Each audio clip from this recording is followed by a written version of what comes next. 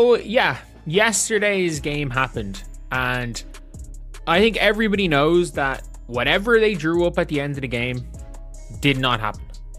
Did not happen. Sophie Cunningham made an incredible read. The play wasn't great, and in the end, it is hilarious. Aliyah Boston did it Thomas Bryant. If you guys don't remember, when LeBron James hit the shot to make him the all-time leading scorer, there's a meme where Thomas Bryant is. As the replay spread across the team, the moment stopped looking like a simple celebration and started feeling like something bigger. Aliyah Boston searching for the ball while Caitlin Clark rises for the winner became more than a funny visual. It became a symbol. What happened in that sequence suggested energy, confidence, and maybe even a quiet message from the locker room about where this team really stands. They had no intention of doing it. But a lot of people are taking the fact that they went rogue as almost like dissent against the coaches. Dissent against the organization, that the players are turning on the coaches, the players aren't playing for Steph anymore, and this could be not further from the truth, or there could be truth into it, and I'll explain the two different situations, because there is nuance to this.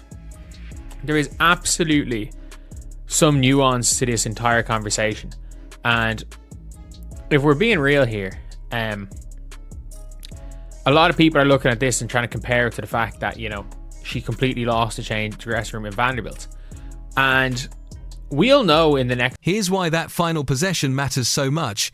Whatever the Fever designed in the huddle, it never unfolded that way on the floor. Sophie Cunningham trusted her instincts, broke from the expected action, and the result was a defining play. Instead of criticism, she got celebration. The team embraced it instantly, and that reaction revealed just as much as the shot itself. I'm putting it out there right now, not one player dislikes Stephanie White personally that is currently on this team. I can be almost certain of that. I can say that with 99% certainty. But again, I don't know if they dislike Christy Sides personally. She was the bad coach. And again, anyone who's been on a team knows sometimes you can like your coach and you can just... Sometimes you can like your coach as a person and you can just never want to play for them again.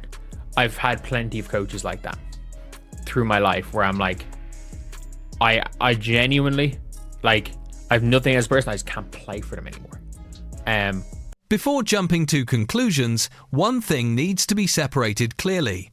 Players can respect a coach as a person while losing faith in them as a leader. That tension exists in every competitive locker room. You can admire someone, value who they are, and still reach the point where you no longer believe their voice is taking the team where it needs to go. I don't know what exactly the type of coach Stephanie White is because we're not behind closed doors. If Stephanie White is a coach that encourages players that is going to encourage players to make reads, even if it's against the set play, which I don't believe she is, but again, I don't know this because I'm only judging based on what we've seen publicly, then this isn't going to cause anything. If it turns out that Stephanie White's one of those coaches that's like, it's my way or no way. And people are saying, oh, Austin Kelly drew it up. Yes, but like, who hired Austin Kelly and gave him that like role? That's Stephanie White okaying it all. If it's a coach's way or no way, and there's tons of coaches like that, by the way. There's tons of good coaches that are like that. Like This is where coaching philosophy becomes the real story. Some great coaches demand total commitment to structure every read, every cut, every decision locked into the system. That approach can build champions, but only when players believe the system gives them a better chance than their own instincts. And right now, Indiana's biggest question may be whether that trust is still there.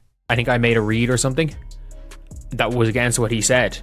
And he said to me, and he was like, look, I know, I was trying to explain it. I was like, look, what you did was right, but that's not the point. He's like, it's if people just start going rogue and making reads, the offense that he wanted to run didn't work. And it was like, it's as long as everybody is making reads, it's like, if you do this, then 4 other people have to be on the same page, and that's not the case. There are coaches that have different philosophies. There are really good coaches that are different philosophies. I've played with some unbelievable coaches that have the philosophy of it's my way or no way because they like to control the game. And I've played for some really... Stephanie White arrived with the reputation of being a coach players connect with, someone who builds trust and relationships. But connection alone isn't enough when the offense isn't delivering. With Caitlin Clark, Aliyah Boston, and Kelsey Mitchell on the floor, this group should be producing more. And when the talent says one thing while the results say another, doubt starts creeping into every possession. Over. Caitlin Clark, I'd say, is not expecting to be subbed out of this possession. At this stage, Caitlin Clark is locking in, thinking, fuck this, I gotta get a stop. Like, she didn't miss a high five. Like, I don't think there's anything in this. People are looking too far into this. But from a team perspective, in one of the high points of the season, if all of a sudden it turns out that the Indiana Fever or the coaches and the coaching staff are upset that they made a game-winning play, that's when you can lose a locker room. What should worry the organization is that these moments don't stay isolated for long. When players outside the main rotation are still tuned in, still reacting, still reading the room, it tells you the entire team is feeling the temperature. That's when a single late-game decision can evolve into a much larger story about trust, communication, and control. Is never going to go well. But again, I have seen coaches do that. And if it even, I mean this when I say this, if it even goes as far as Stephanie White saying, if the phrase "we got lucky" for going rogue comes out of her mouth, or if she tries to encourage them to, stay with the game plan no matter what, this could be a shit show. This is where the story stops being about one clutch play and starts becoming something much bigger. Because the real issue is not just that the final possession broke away from the drawn-up plan. The real issue is what that moment revealed. It revealed instinct. It revealed trust between players. It revealed a team willing to react in real time instead of freezing inside a system. I don't think they're going to crit. I think she's going to be happy for this play, and then she's going to want to continue to control everything because she is, by all accounts, a good people person in the locker room. Like, by all accounts, she is a good people person. And look, the whole team is hyping them up going rogue. So there's no way that there's not questions between the team and the tactics. There's no way.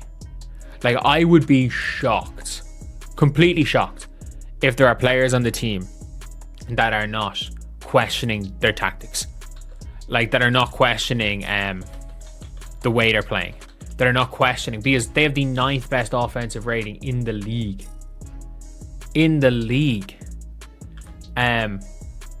And yeah, it is. I would be very, very concerned if it turns out that Stephanie White isn't happy with what happened. Because, again, there are good coaches that aren't.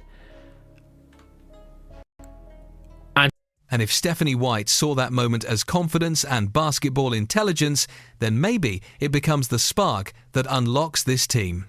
But if she saw it as disobedience, if she saw it as players ignoring her in the biggest moment of the game, then this is exactly how a season begins to crack from the inside. That is what makes this moment so dangerous. Because winning covers a lot of things up. A game winner can silence criticism for a night. It can make tension look like passion. It can make chaos look like brilliance. On the surface, everybody celebrates. Fans celebrate. Teammates celebrate.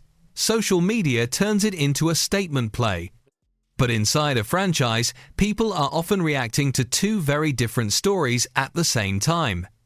The public sees the result. The locker room feels the meaning behind it.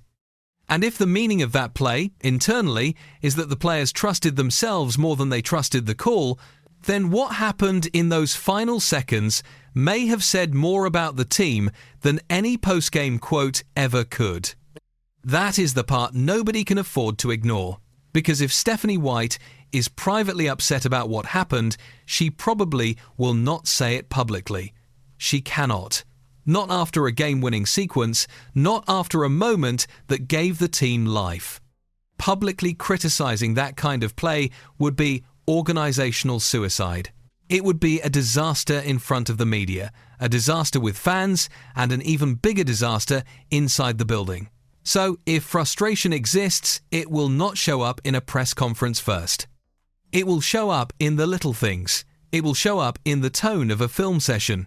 It will show up in side comments. It will show up in how players are spoken to behind closed doors.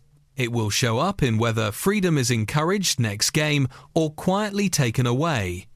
And players notice that immediately.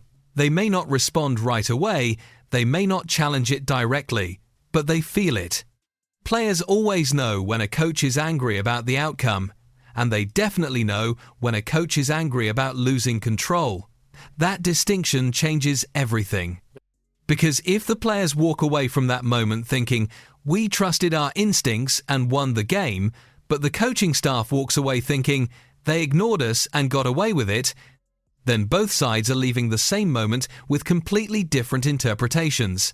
And once that split begins, trust starts to erode fast. That is when locker rooms become fragile. From the players' perspective, the message is simple. In the biggest moment, they abandoned the structure, trusted what they saw, and it worked. That is powerful. That creates belief. It creates a sense that maybe their natural reads are better than the system they have been asked to follow. And once players start to believe that, it is almost impossible to force them back into blind obedience. Because now they have proof, at least in their minds, that freedom works. Now they have a moment they can point to.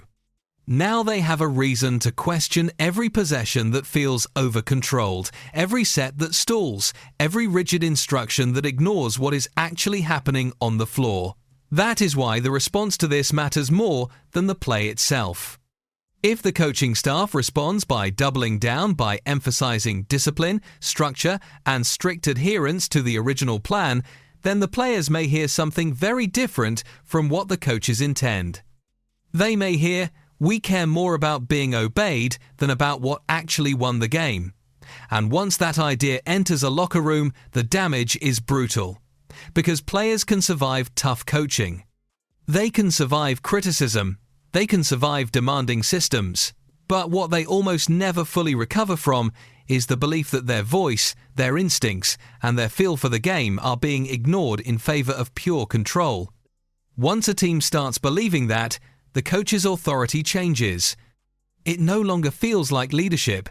It starts to feel like restriction. It starts to feel like players are being managed instead of empowered.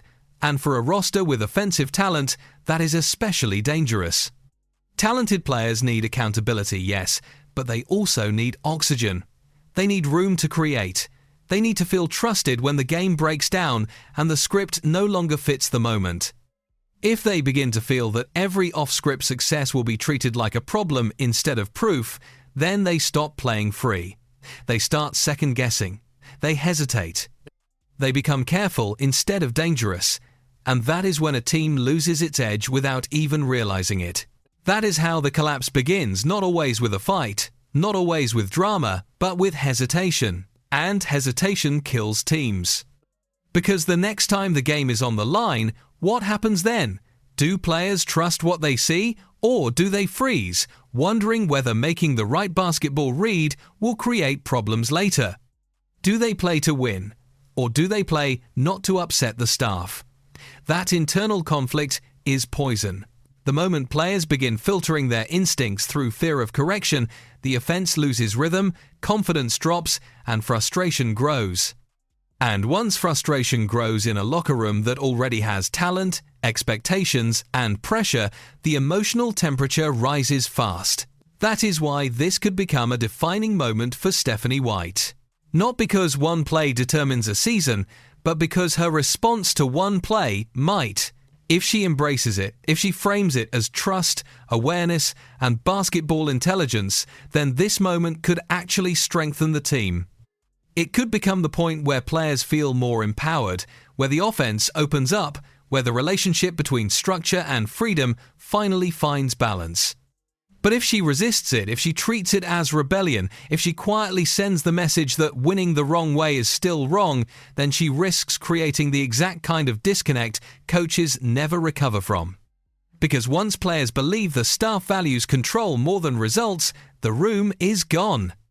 And when a locker room is gone, It does not matter how respected a coach is as a person. It does not matter how strong their resume looks. It does not matter how reasonable their system might be on a whiteboard. None of that matters if the players stop emotionally buying in. Once they stop playing for you and start merely playing around you, the relationship is already broken. At that point, every timeout feels colder. Every correction feels heavier. Every bad loss feels more personal. And every win feels less like unity and more like survival. That is the nightmare scenario.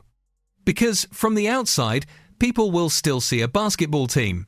They will still see lineups, stats, shot charts, substitutions, and final scores. But inside, the truth will be much harsher. The players will know they no longer fully trust the voice leading them. And once that happens, there is no tactical adjustment big enough to fix it. You cannot diagram your way out of mistrust. You cannot spreadsheet your way out of resentment. You cannot command belief back into existence once it has disappeared. That is why this moment matters so much. Not because it was dramatic, not because it was viral, not even because it produced a game winner. It matters because it may have exposed the central tension inside this team: structure versus instinct, control versus freedom, coaching authority versus player belief. And if that tension is handled the wrong way, then this won't be remembered as the night Indiana stole a win. It will be remembered as the night everyone should have realized something deeper was breaking.